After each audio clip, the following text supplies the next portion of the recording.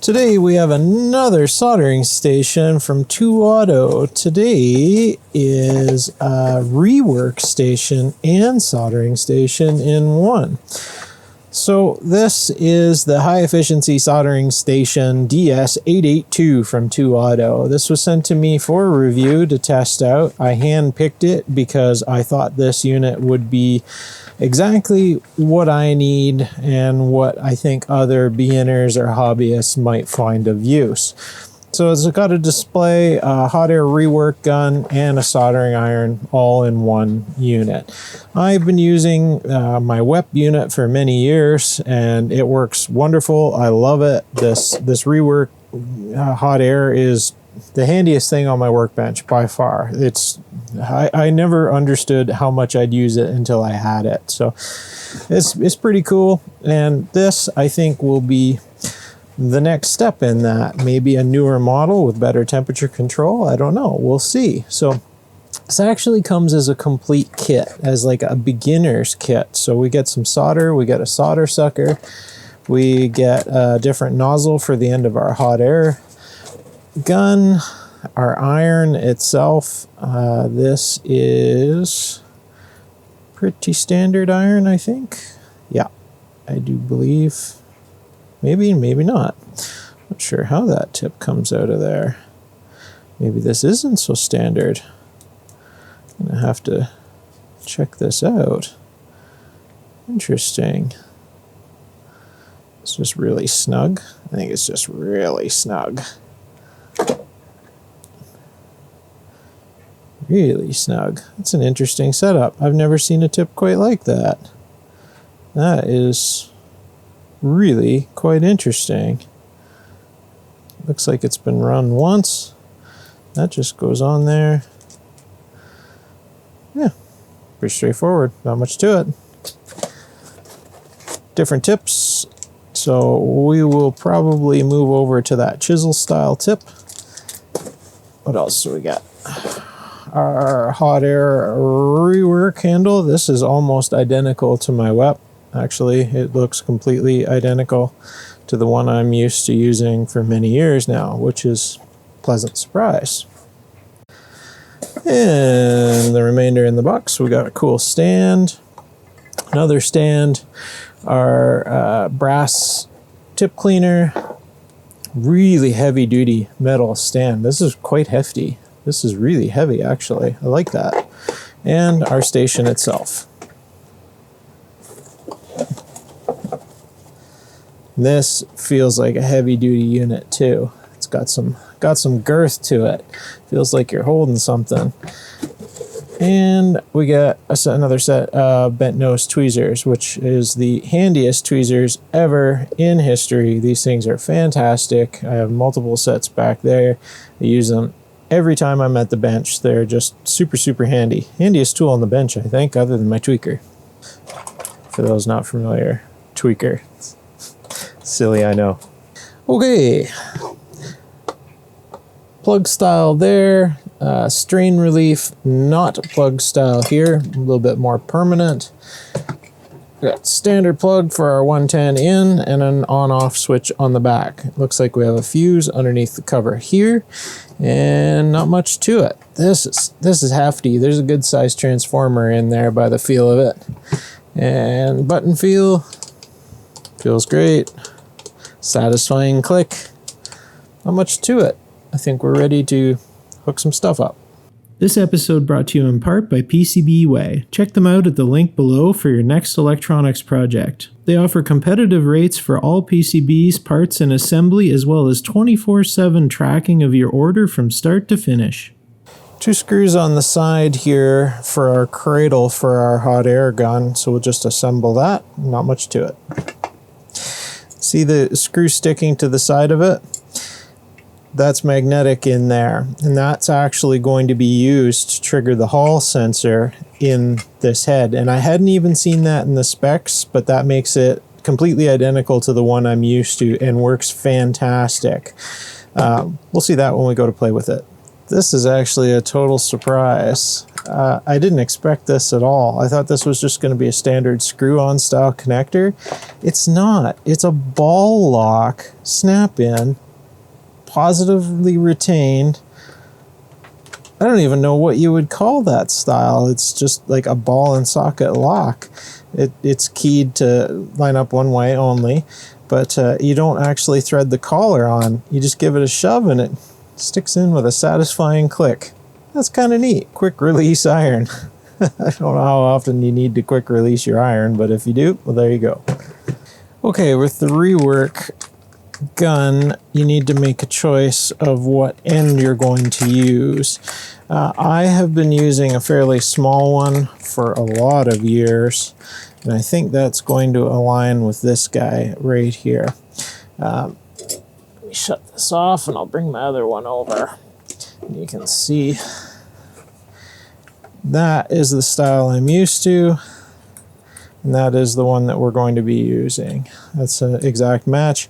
The only difference being I like this older style a little bit better that just sort of clips on. This is a clamp system I'm a little less in favor of, but it shouldn't be a problem. I wish it was a little bit neater system than that. One thing that did get lost in the works is the nut. So it may have been in the bag, may have took off on me, but I do have a spare right here. But looks like we're shy that one. Interesting. I'll have to check the footage and see if it was in there, if it fell out on me. But that's okay. We only need one at a time. And I have spares for these anyway, kicking around. It's just a square nut. That's looks like a machine thread fine. So it shouldn't be too hard to match up, even if I wanted to grab a spare. But for now, we'll just thread this one on. It'll be all right. Overall, I'm liking the fit and finish. We'll see if the function keeps up with this thing. And hopefully it works. Hopefully it works well. I have high hopes. Okay, it was hardly even necessary to torque that down. It actually was a pretty snug fit up the shaft here, so no issues there. And I think we're in good shape. Let's turn it on. See if magic smoke comes out. Actually, let's make sure our iron is in a good location, and we'll reset you. I also swapped the tip over to this wedge style tip. It's a little bit more user friendly for most use cases, and I think we should be in good shape. So hopefully I can find the switch. Oh, I like that display. I like that already. So we're in standby and lock.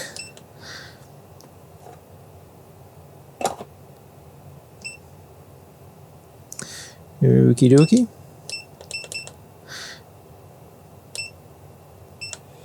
There we go. Unlocked. Set point 200. Is that maxed?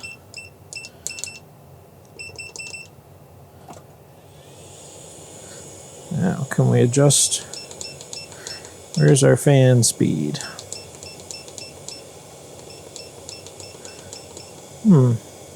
That is not fan speed.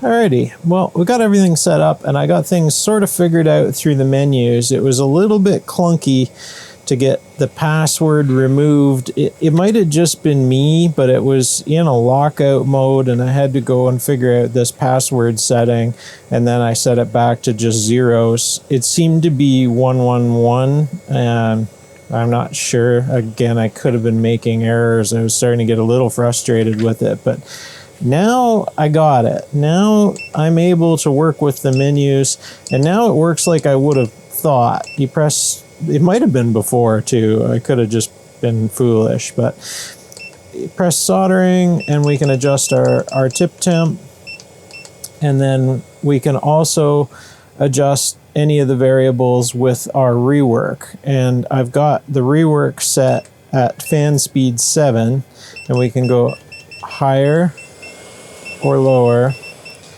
And this is where it deviates from mine. Putting it back in the cradle, the fan speed goes back right immediately to high for the cool down cycle. My WEP doesn't do that. It stays at whatever you've set it at. So a low temp takes a long time to cool the handle and the heating element. This is probably better for the life of the unit, although mine's still rocking its original handset, so I don't foresee that being a major problem. Adjustment of the temperature of the rework is super easy. Adjustment of the temperature of the solder, super easy. I'm having no problem with it. It makes total sense now. It does indicate sleep on the solder. What I think I'm going to do is see if that gets rid of the sleep. I think must be for that's for the hot air. My bad.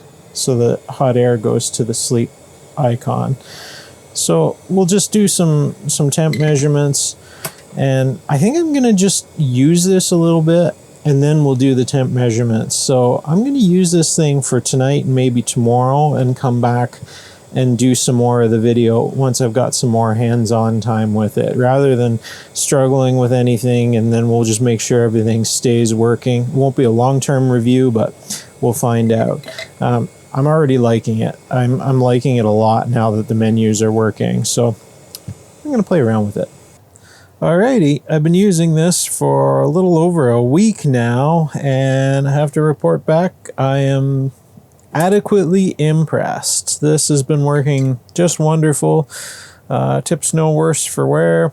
We've got a little bit of runtime under it, as you can see by the splatter on the stand, and now it's time to actually do a measurement or two.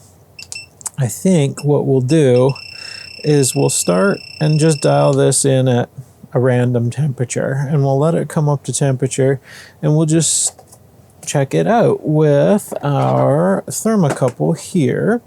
We should be able to see what's up and down and see if we have a fairly accurate set point on it or not.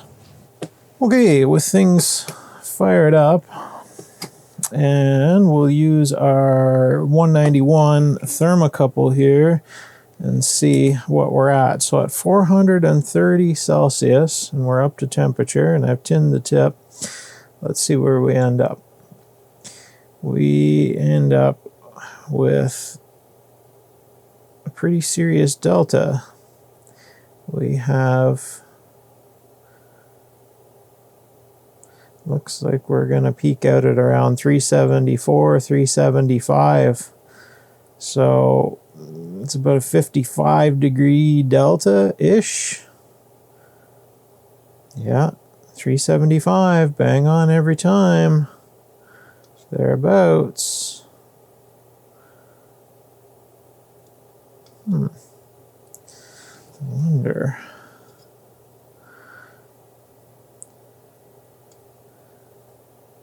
I think our thermocouple might be the source of the problem. Has that changed?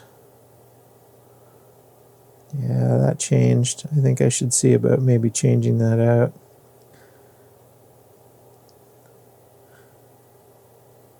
Oh, we're coming up now. Yeah, it's not repeatable. I'm going to change that thermocouple. Okay, new thermocouple installed. Wake the iron back up. Clean tip. Clean tip. Set it on there. Let's see what we got. We're set to 430. I have a feeling there's going to be a delta. I did get 55 degree delta with the other sensor, and we're getting the exact same thing again. We're getting 55 degree delta. So that is what happened is my camera wasn't recording before either, so I missed some footage, and I was getting anywhere from 40 to 55 degrees.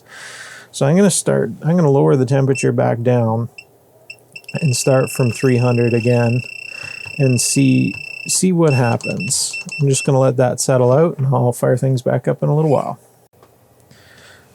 Okay, safely down to 300 on the set point, and we get our delta. I've already checked before I rolled the camera again. Our delta is approximately 40 degrees. It seems quite repeatable. So we've got about a 40-degree delta at 300 and a 55-degree up towards the top of the range. So I'd say if we dial in about a 45 offset, which we can do in the settings, that should get us pretty close. It's too bad that we've got to do that. It really is. But it's a minor thing. That's what the set points are for. So we should be able to, do I fumble through this live? And rework offset.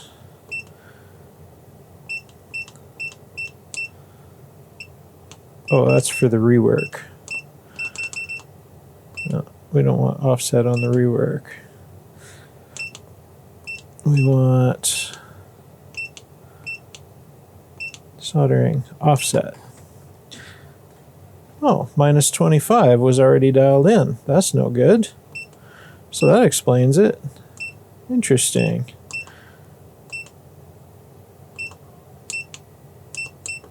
All right, I'm going to dial this in. Okay, I've dialed in an offset, and I also just tested the ability of this thing to go into sleep mode when I'm using a different stand. I didn't know whether there was a Hall sensor or anything in there that relied on a magnet in here. It doesn't. It works fine in my other stand, so if I touch it, sure enough, we come out of our little sleepy mode. I've gone ahead and I dialed in an offset here. Oops. Still getting used to the menu structure of 40, plus 40.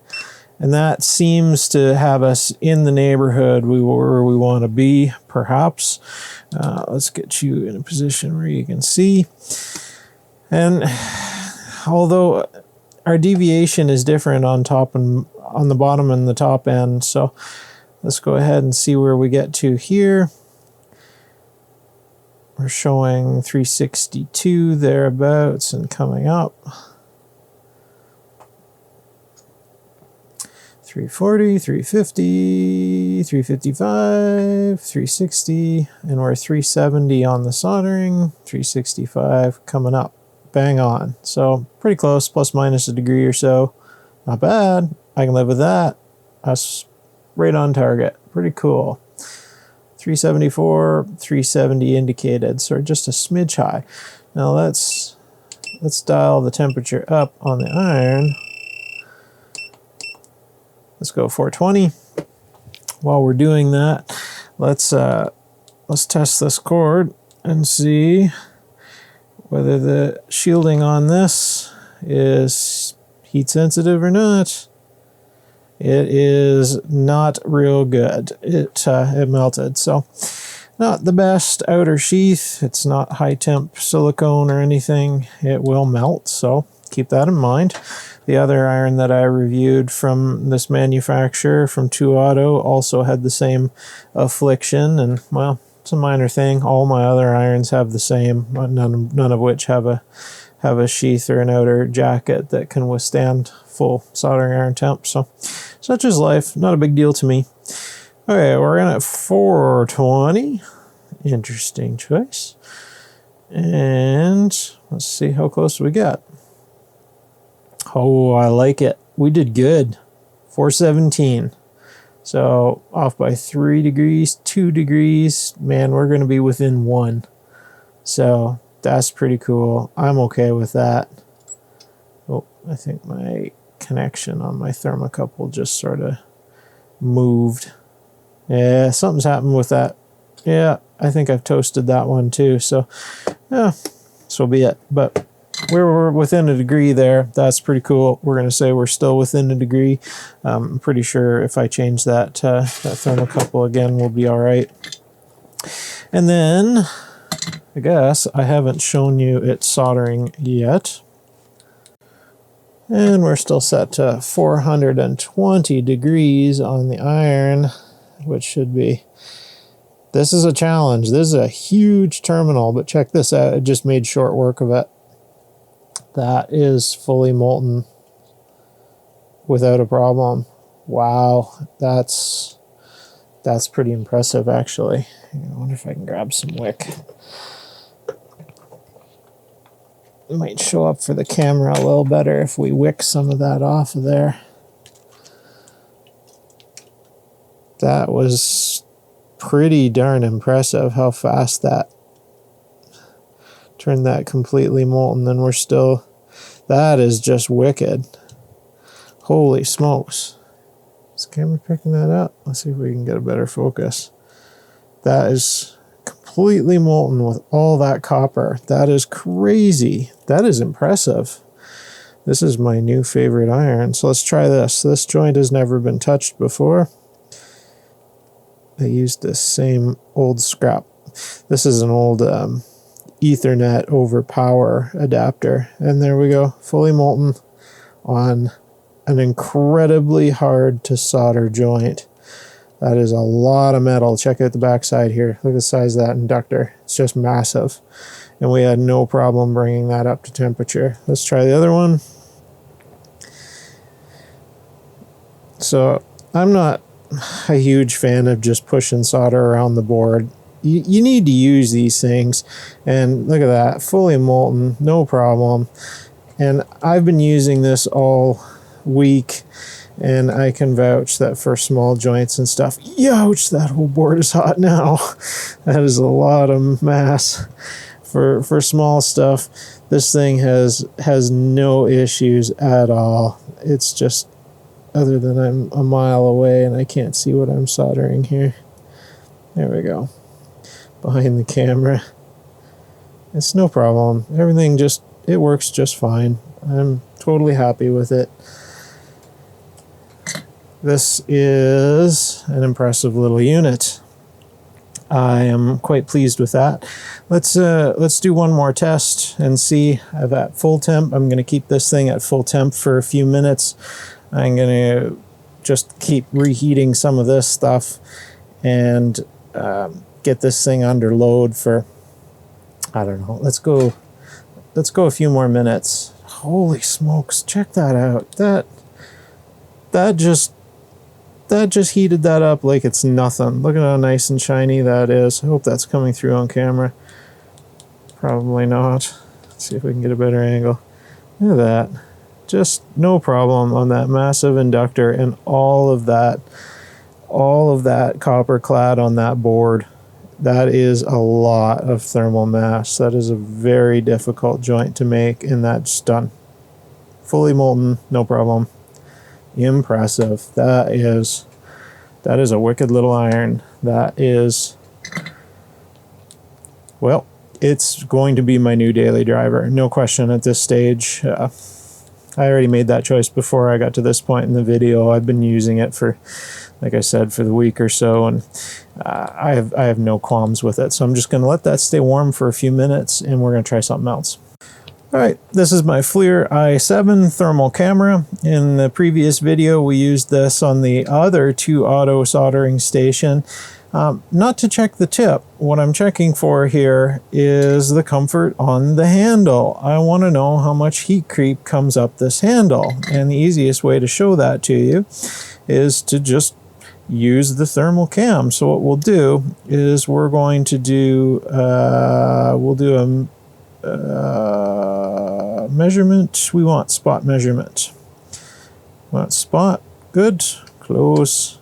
We're on auto range, and we should be able to get a good look at our iron. Now up there at the tip doesn't mean anything because that's shiny metal. That can't be trusted. This area can be a little bit more trusted. It is shiny black, as you can see. But this area, this matte black area, this is the emissivity of this is what we're dialed in for roughly. And it's totally believable. There's no gloss there to speak of. So if we check one of my fingers close by, we're at in the neighborhood. Oh, let me get back on camera here. If we check one of our fingers, we're at 33 degrees, and on the iron itself, we're in the neighborhood of 40 degrees, no problem. And we're getting hot up there, and that's that glossy area, so you can't go right by the numbers, but 47 degrees there, that's about right, and then up to the handle, and the handle is just barely above my finger temperatures. So no issues whatsoever here. No heat creep up the handle. That means this thing is going to be totally usable for long periods of time, and this has been running for several hours now actually, but it did go into suspend a few times. I've given it time to stay warm here, and yeah, we're good. This is really, really good. I'm happy with this. The rework works exactly as intended. Off the cradle, we get run if we're in run. Take it out of standby, and then back on the cradle, it kicks on to high fan to cool it off. My old one doesn't do that, and that I was able to keep it at the previous fan speed. I'm not real thrilled about it having to go on high just because of my proximity on the bench here. I like to cool it off with lower flow, but yeah, sacrifices must be made. And it's working just fine. The only thing I really do detest is that clamp system on this, on the end here, to hold that nozzle. I hate that. That's just kind of crap in my opinion. They could have done a better fit and finish and done a proper fitted nozzle like I have here on my old one that just sort of half turns into place or quarter turns into place. That's a much better system, but this is the exact same wand, so if push comes to shove, I can just go ahead and put that one on. Overall, I'm super tickled with this, and I think, well, let's take it apart. If you watched this far, if you wouldn't mind, please consider clicking a thumbs up on this video. It really helps me when people do that, and tells YouTube that the video is maybe worth other people seeing someday. So 4 Phillips screws on the bottom of this, nothing to it. Seems pretty straightforward. Let's kill the power so we don't have an incident on camera. We'll just pull these out and see what we're up against. Like I mentioned at the beginning, we have a pretty cool little quick release connector on the iron, and then the hot air rework wand is got a strain relief, a PG type connection here, and then it'll be hardwired on the inside. Now have we got more hardware holding things together, or how does this come apart? Doesn't seem to. Looks like my holder that I had to fasten on from assembly might actually be holding the top cover on. That's alright. That's just more structural stability. Yeah, it was. There we go. So, top cover is the connection point, and then everything is sandwiched in down below. Holy smokes, we have a lot of electronics in there. That is a complicated looking board and display. Can we get this out to a little bit better position to look at it here? It looks like we have more screws underneath. Oops, don't anger the Terminator. Looks like we would probably have more screws under the feet, which is where they generally hide them. And then we can get a look at that front display a little bit better, so you guys can see what lives inside. I had no issues with the electronics so far, and everything seems to be working. But we want to know, how is this thing put together?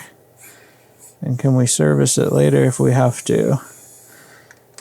I'm pretty sure the answer is going to be yes, but let's see. What have we got? Man, that's a nice looking board, eh? Check that out. This is really good looking. So, let's start at the back here. Let's see if we can get you an angle here. We have a daughter board here for our main power, our mains coming in, soldered connections, and they are good. They are shiny and not cracked. We have large traces across the board, our big inductor. Man, oh man, that is a sharp looking little unit. So that's pretty cool. Our ground here, grounded to there, grounded to our iron BNC style connection here. You can see the yellow and green here, yellow and green here, yellow and green going down to the iron. There's another yellow and green going down into this potted mess down here that is a cable tie, and that's going out to our hot air rework. So we have an earth going out there. Very cool. So we've got these Molex style connections. I think that's what you call those, Molex. Big large current ones here, and our main board, 2 MOSFETs there, and 2 connections to our board, and then just screwed on to the front. And a really neat looking blue color on the board itself. Strange angling of the screws here to mount the board into the chassis. But whatever, it works. Lots and lots of thermal paste on there. Same with the other one. This looks sharp. Our beeper here, and then our ICs, and nothing much else to it. A couple of caps. Yeah, this is a pretty straightforward. A lot of components, a lot of guts, but seems good.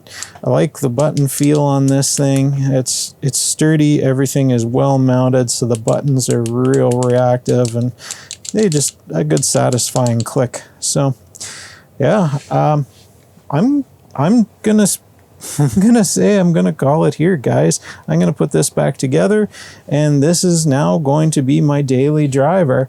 So changing the hot air rework would be a little bit of a challenge. The wires come up here and they're connected, but no big deal. It's totally possible. The strain relief is, well, you can take it off, no problem.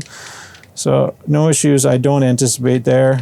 I've never had an issue with my existing WEP one in over a decade, so I don't anticipate a problem here. But I like the big trafo. I like having big power equipment, nice big heavy iron that holds its own on the bench, and I think this thing is going to serve me well. Time will tell, though. That's the thing. We just got to put it into use, and you guys stick around on the channel and you'll find out. Link to this down below, link to everything always down below, and join me in Discord, also link down below, and stop by for a chat if you've got any questions on how this is going over time.